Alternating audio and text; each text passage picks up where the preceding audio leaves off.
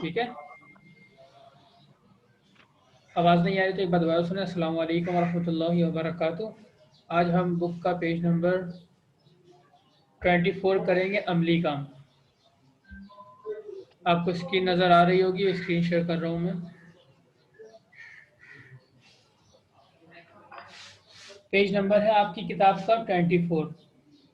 इसके अंदर अमली काम में सवाल नंबर 1, सवाल नंबर 2 और सवाल नंबर 3 आज हम करेंगे। तो सवाल पेज नंबर 24 बेटा लिखा हुआ है यहाँ पे भी, और आपको भी जो आपका चैप्टर चल रहा है अच्छा बच्चा, उसका जो है वो सवाल जवाब जो मशकी काम है, उसके बाद जो है वो अमली काम पेज नंबर 24 पे हुआ है, वो करेंगे हम। इसमें सबसे पहले सवाल नंबर 1 देखें। दाएं तरफ दिए हुए अल्फाज को बाएं तरफ दिए हुए अल्फाज से लकीर के जरिए मिलाइए। ये अमली काम जो होता है ये उर्दू के छोटे छोटे कवायद होते हैं जो हम अपनी ज़बान में इस्तेमाल करते हैं। जैसे आपको पता है कि इंग्लिश जब आप पढ़ते हैं तो उसका पूरा एक ग्रामर होती है, वर्ड वगैरह सारी चीज़ें, ताकि वो आप उसको समझ के इंग्लिश आसानी से बोल सकें। तो उर्दू में भी कुछ इस तरह की ग्रामर और कुछ कवानीन होते हैं जिसको समझकर आप उर्दू अच्छी तरीके से बोल सकते हैं। तो उसी का एक हिस्सा ये है अमली काम। अब इसके अंदर आप एक बात पहले समझ लें कि उर्दू में दो तरह के अल्फाज होते हैं, एक वो जो वाहिद होते हैं और एक वो जो जमा होते हैं।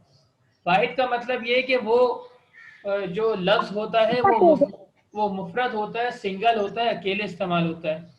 और जमा का मतलब ये है कि वो लफ्ज़ सिंगल इस्तेमाल नहीं होता, बल्कि जो है वो जमा इस्तेमाल होता है, डबल इस्तेमाल होता है, दो लफ्ज़ के साथ मिलकर इस्तेमाल होता है। जैसे आप एक जुमला कहते हैं उर्दू में कि मेरा नाम उमर है।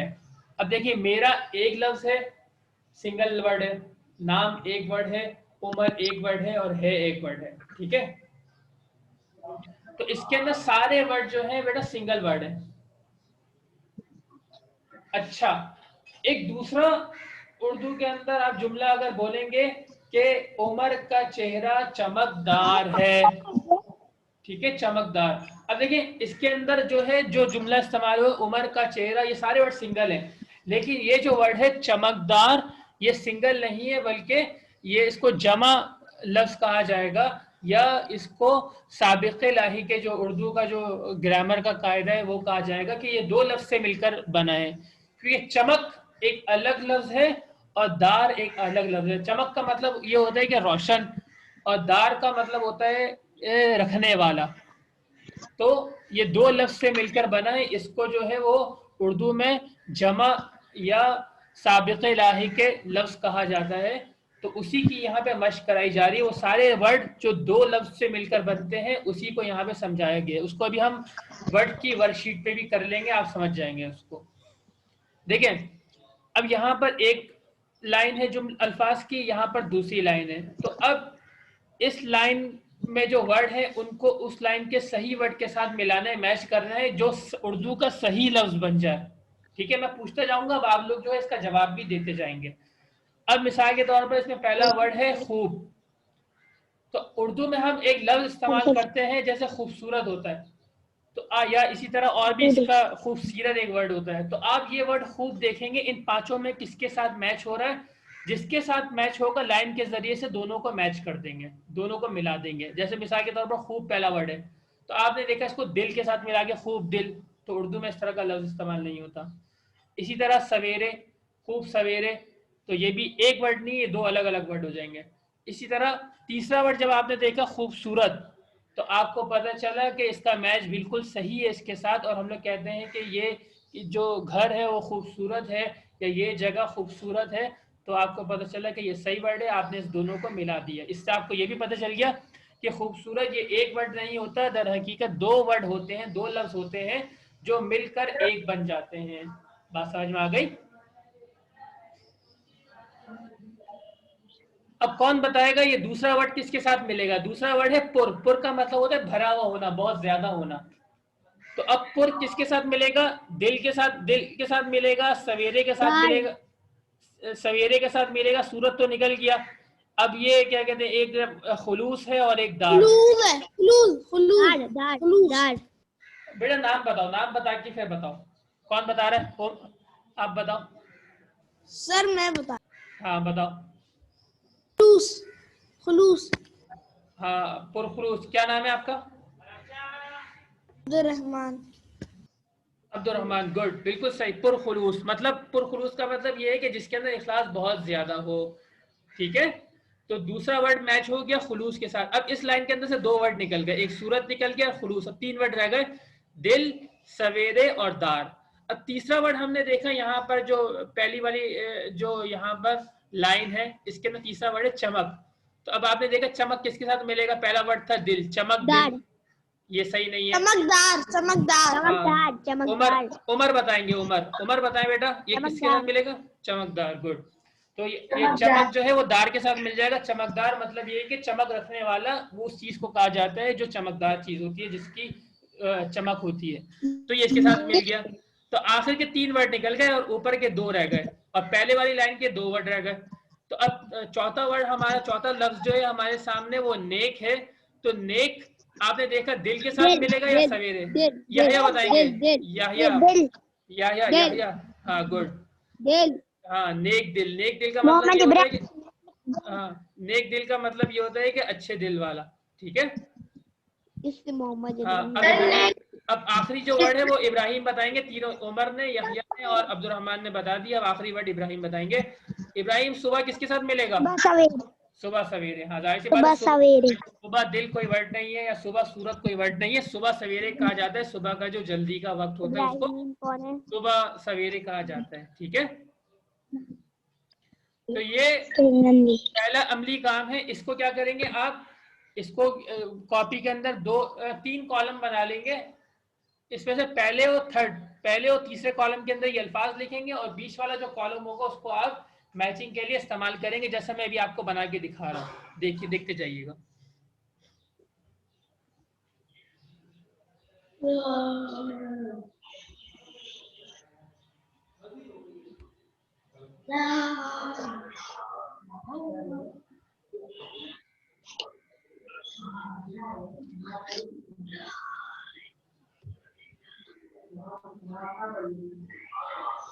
ये नजर आ रही है बेटा? उमर अपना बात बंद करो। क्या स्क्रीन नजर आ रही है आपको?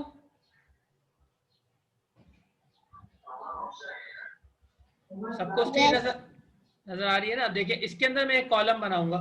सबसे पहले इसकी जो मेन हेडिंग है, वो मेन हेडिंग आप लोग जो है वो रेड लाइन के ऊपर डाल लेंगे, थोड़ी सी बड़ी करके। मैं भी यहाँ पे डाल रहा हूँ। ये आ गई अमली काम की हेडिंग, अमली काम। ठीक है, ये मेन हेडिंग आ गई। अब उसके बाद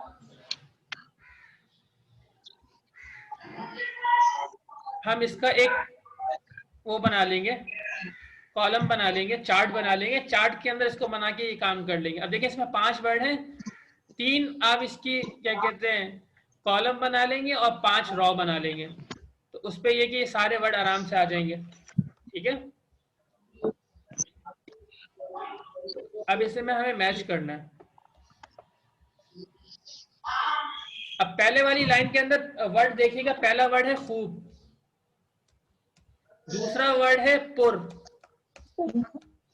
तीसरा वर्ड है चमक, चौथा वर्ड है नेक, और 5वां वर्ड है, अभी लिखना ना, अभी लिख लें या आप लोग बाद में लिख लेगा, अभी रफ कॉपी में लिख लें, जिसमें भी चाहें आप लोग लिख सकते हैं। अभी लिख लें तो ज्यादा अच्छा, काम खत्म हो जाएगा आपका। और दूसरे वाले आप लाइन में देखेंगे, पहला वर्ड है दिल, दूसरा वर्ड है सवेरे, तीसरा वर्ड है सूरत, जी गुड, चौथा वर्ड है खुलूस, और 5वां वर्ड है दार। इस तरह से आप कॉपी में भी बना लेंगे, और बीच वाले जो आपका ये हिस्सा है, इससे आप लाइन खींच के मैच कर लेंगे। मैं सिर्फ नंबर के जरिए से आपको समझा देता हूँ। ठीक है, अब देखिए, पहला वर्ड है खूब। इसमें मिसाल के तौर पर मैं नंबर 1 डाल रहा हूँ, नंबर 1। ठीक है, तो अब ये खूब किसके साथ मिलेगा? खूब की लाइन किसके साथ जाके मिलेगी? खूबसूरत, खूबसूरत। सूरत के साथ। यहाँ पे मैं नंबर 1 डाल दिया, यानी कि खूब जो है आप लाइन खींच के सूरत के साथ मिला देंगे, ये वर्ड पूरा बन जाएगा। ठीक है, दूसरा वर्ड है नंबर 2 पुर। तो पुर का हमारे पास क्या वर्ड था? खूब, खुलूस, हाँ, खुलूस, पुरखुलूस। तो 2 के साथ आगे मैच हो जाएगा। तीसरे नंबर पे वर्ड है, लफ्ज है हमारे सामने चमक। तो चमक किसके साथ मिलेगा? चमकदार, दार, चमकदार। दार, गुड। तो दार।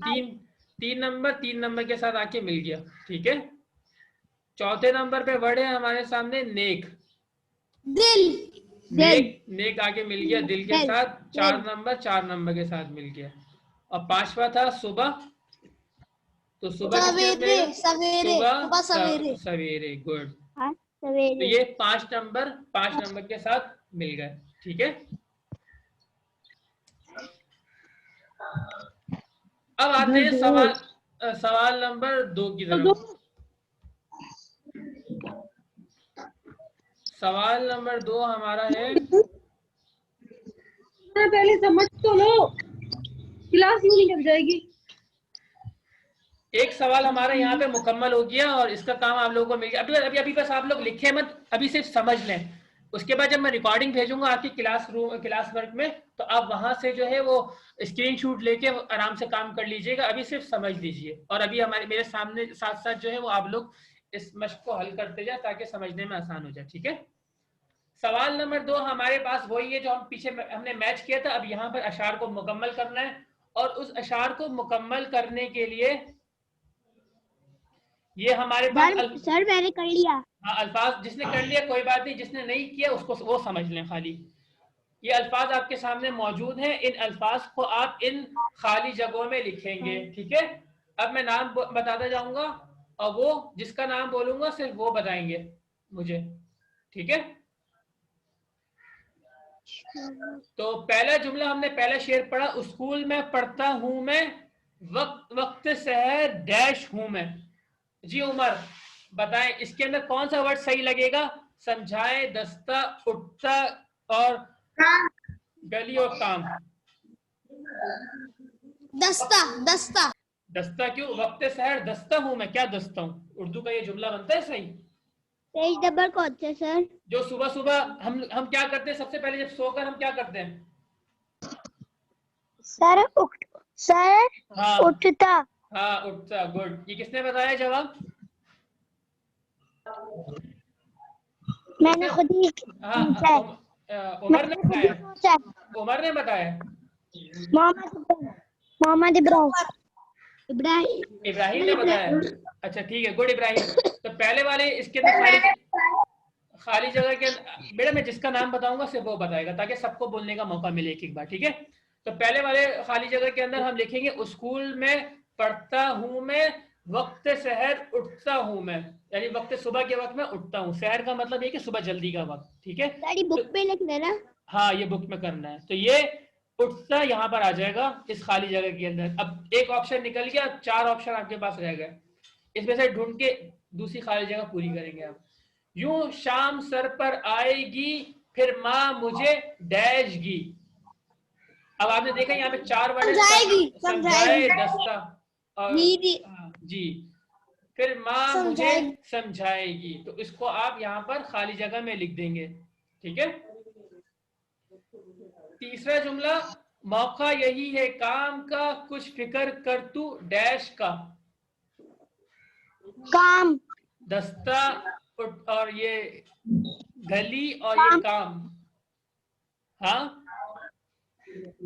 मौका यू है, काम है। मौका यही है काम का, कुछ फिक्र कर तू डैश का। कर किसका? काम का, काम का। गुड। तो इसमें आ जाएगा काम, नंबर 3 के अंदर ऑप्शन। चौथा जुमला देखिए, छोटी सी बिल्लो छोटा सा बस्ता, ठूसा है जिसमें कागज का डैश। ठोसा का मतलब ये कि भर दिया, भर दिया, बहुत सारा भर दिया। जी, दस्ता, दस्ता, दस्ता, दस्ता, दस्ता। हाँ, दस्ता का मतलब ये कि बहुत सारे कागज का मजमुआ, बहुत सारे कागज जो है बैग के अंदर भर दिए। जैसे कहते हैं ना, हमारा बैग छोटी सी क्लास है लेकिन बैग के अंदर किताबें इतनी सारी है, किताबें भरी हुई हैं। तो उसको आप उर्दू में जो है वो ठूंसना भी कहते हैं, किताबें ठूंस दी हैं बैग के अंदर। तो यहाँ पर आ जाएगा जिसमें कागज का है, कागज का दस्ता। आखिरी जुमला है लट्टू भी इसमें, रस्सी भी इसमें, डंडा भी इसका, डैश भी इसमें। क्या चीज? गली गली गली गली गली गली गली नहीं, गली गली गली नहीं बेटा, ये गुल्ली। एक गुल्ली डंडा ना एक गेम होता है, क्रिकेट की तरह से एक गेम होता है, लेकिन थोड़ा सा चेंज होता है। उसमें क्या करते हैं, एक छोटा सा बीच में गड्ढा करते हैं और एक लकड़ी का छोटा सा पीस जो है वो उसमें रखते हैं। फिर ऐसा करते हैं कि वो जो, और एक डंडा हमारे हाथ में होता है, फिर उस डंडे से हम उस लकड़ी की पीस को हल्का सा उछालते हैं और फिर उस पर शॉट मारते हैं, तो वो जिसका ज्यादा दूर जाता है वो जीतता है। इसको गुल्ली डंडा कहते हैं। सर मुझे पता है। आपको कैसे पता, आपने खेला है? और मुझे ही पता है। खेला नहीं है, देखे। अच्छा, किसको देखा खेलते हुए? टीवी पे तो याद यार मैंने याया को देखा है खेलते हुए। ये गुल्ली डंडा। चुप करो, मैंने तो खेला ही नहीं है। अच्छा, मैंने याया को खेलते हुए देखा था। चलो बस सही है। अब ये आ गया गुल्ली डंडा। आखिरी लाइन के अंदर आखिरी जो खाली जगह, इसमें आप गुल्ली लिख लेंगे, ठीक है। अब आते हैं तीसरे और आखिरी सवाल की तरफ। अब ये आपके सामने एक चार्ट दिया गया है, इसके अंदर मुल्कों के नाम है और उस मुल्क में रहने वाले लोगों को क्या कहते हैं और उस मुल्क में कौन सी जबान बोली जाती है। ये 3 आपके पास कॉलम है और उसके अंदर जो है ये आप तीनों चीजें लिखेंगे, ठीक है। अभी उसका हम जो है वर्ड पे कर भी लेंगे ताकि आप लोगों को करना आसान हो जाए। मिसाल के तौर पर अब पहली चीज है पाकिस्तान। ये पाकिस्तान किस चीज का नाम है? मुल्क का। पाकिस्तान मुल्क का नाम है, हमारे मुल्क का नाम। तो पाकिस्तान याया में का नाम याया का। हाँ, अब ये बताएंगे यहिया। यहिया आप बताएंगे पाकिस्तान में रहने वालों को क्या कहते हैं? रहने वालों को, पाकिस्तान में जो लोग रहते हैं उनको क्या कहते हैं? कराची। कराची कहते हैं? नहीं सर मुझसे पूछो। हाँ, कौन बताएगा जवाब इसका? सर मोहम्मद। हाँ, मोहम्मद इब्राहिम बताओ बेटा, पाकिस्तान में रहने वालों को क्या कहते हैं? पाकिस्तानी। पाकिस्तानी, गुड। जिस मुल्क का रहने वाला होता है उसको वही कहते हैं। जैसे मिसाल के तौर पर पाकिस्तान का रहने वाला पाकिस्तानी, इंडिया का रहने वाला इंडियन, और ईरान का रहने वाला ईरानी, सऊदी का रहने वाला सऊदी, ठीक है। तो आप यहाँ पे लिखेंगे दूसरे कॉलम के अंदर आप लिखेंगे पाकिस्तानी, कि पाकिस्तान का जो शहरियत जो होती है वो पाकिस्तानी होती है। तीसरे नंबर पर पाकिस्तान में कौन सी लैंग्वेज, कौन सी जबान बोली जाती है? हाँ अब्दुलरहमान बताओ बेटा, जबान कौन सी बोली जाती है? उर्दू उर्दू उर्दू, गुड। पाकिस्तान में उर्दू। पाकिस्तान में वैसे और भी जबानें बोली जाती हैं, बलूची बोली जाती है, सिंधी बोली जाती है, लेकिन पाकिस्तान की कौमी जबान जो है, नेशनल लैंग्वेज जो है वो उर्दू है, ठीक है। तो तीसरे उसके अंदर आ जाएगा उर्दू। अब आते हैं दूसरी लाइन की तरफ। अब दूसरे में शहरियत पहले से लिखी हुई है चीनी, तो उसमें लिखना है कौन से मुल्क के लोगों को चीनी कहा जाता है। तो यार मुल्क का नाम लिखना है जी। काम कर लूं ये वाला? अभी नहीं बेटा, बाद में कर लेना, अभी सिर्फ समझ लो और अभी कर लो जी। क्या नाम है? उमर बताओ बेटा, कौन से मुल्क के लोगों को चीनी कहा जाता है? चाइना। हाँ, चाइना नहीं, चीन। उर्दू में, उर्दू वाला वर्ड जो इसमें बताने ना, उर्दू में चीन कहा जाता है। तो मुल्क का नाम आ जाएगा चीन और उसके रहने वालों को चीनी कहा जाता है। और वहां पे जो जबान बोली जाती है, कौन सी जबान बोली जाती है उमर? चाइना में चाइनीज, गुड। ये तो खाना भी खाते हैं हम लोग। तो चाइनीज जो है चाइना में बोली जाती है। ये दूसरी लाइन मुकम्मल हो गई। तीसरी लाइन में यहाँ पे भी शहरियत लिखी हुई है सऊदी। तो कौन से मुल्क के लोगों को सऊदी कहा जाता है? ये बताएंगे इब्राहिम। चाइनीज। कौन से सऊदी मुल्क? हाँ, सऊदी अरब। सऊदी अरब। सऊदी अरब। और सऊदी अरब में कौन सी जबान बोली जाती है इब्राहिम? अरबी। अरबी, गुड। तो तीसरे इसके कॉलम के अंदर आप लिख लेंगे अरबी। कुरान मजीद भी हमारा अरबी में, ठीक है। अब कौन रह गया? अब्दुलरहमान शहजाद रह गए। अब्दुलरहमान बेटा बताएं, ये चौथे लाइन के अंदर लिखा हुआ है अमेरिका, ये मुल्क का नाम है। तो अमेरिका के रहने वाले लोगों को क्या कहा जाता है? अमेरिकन। American, good. और उसमें जो लोग जबान बोलते हैं, कौन सी लैंग्वेज बोलते हैं, कौन सी जबान बोलते हैं? इंग्लिश। English, good. तो इसके अंदर आ जाएगा इंग्लिश। हाँ, और आखिरी रह गया बांग्लादेश। बांग्लादेश ये मुल्क का नाम है। अभी कौन बताएगा इसके शहरी को क्या कहते हैं? बांग्लादेशी बांग्लादेशी बांग्लादेशी, गुड। और वहां पे कौन सी जबान बोली जाती है? बंगाली। बंगाली। हाँ, वहां बंगाली बोली जाती है, गुड। तो अब देखिए इसको भी आप इस तरह से कर लेंगे, आपके सामने काम आ जाएगा। ये आ गया, देखें। अंग्रेजी कैसे लगता है? अंग्रेजी। अंग्रेजी। ये काम ये देखिए दोबारा स्क्रीन आपके सामने आ गई। अब यहाँ पर आप एक और इसी तरह से एक कॉलम बना लेंगे, पूरा एक पूरा चार्ट बना लेंगे। 1 2 3 4 5।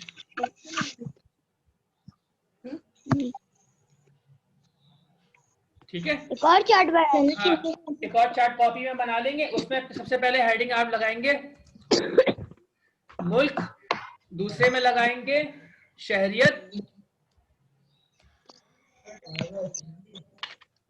और तीसरे में लगाएंगे जुबान।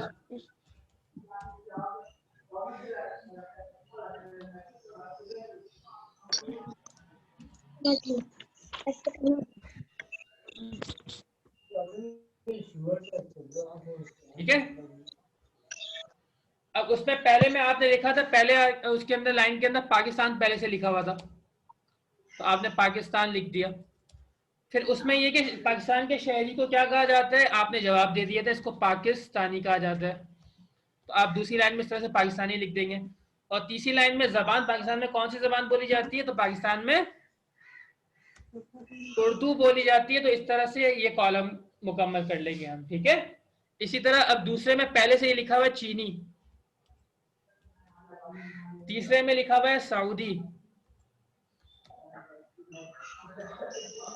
और आखिर की दो में लिखा हुआ है, एक में लिखा हुआ है अमेरिका,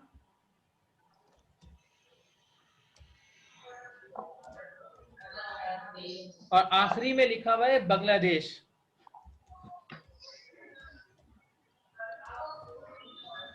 ठीक है, इस तरह से आपकी किताब में चार्ट बना हुआ था। तो अभी मैंने इसके अंदर तो दो लिख दिया, पाकिस्तानी और उर्दू। इसमें आप लिखेंगे चीन, और इसमें लिखेंगे चाइनीज।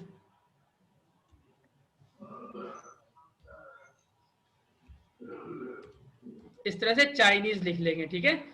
इसको लिखेंगे सऊदी अरब,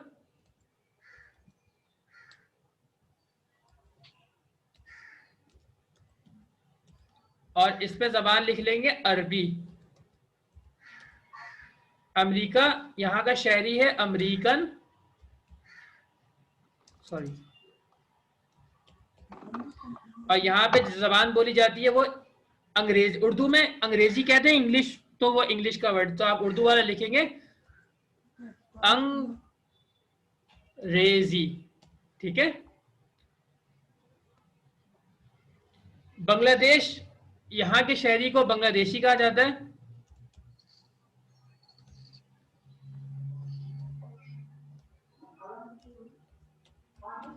और यहाँ पे जो जबान बोली जाती है वो बंगाली बोली जाती है, ठीक है। ये चार्ट आपके सामने आ गया, ये मैं शेयर कर दूंगा आपके क्लास रूम के अंदर, तो वहां से आप देख लीजिएगा। ये हमारा अमली काम हो गया और ये चैप्टर हमारा मुकम्मल हो गया, ठीक है। किसी को कोई बात पूछनी है? सारी बातें समझ में आ गई बेटा? यस। बस इसको अपनी कॉपी में कर लीजिएगा इस तरह से। और ये कि जो चीज ना समझ में आए वो बाद में भी पूछ सकते हैं आप लोग, या अपनी जो टीचर है या अपनी मामा है उनसे भी पूछ लीजिएगा, ठीक है। जज़ाकुमुल्लाहु खैर। अस्सलामु अलैकुम व रहमतुल्लाहि व बरकातुहू। वालेकुम अस्सलाम।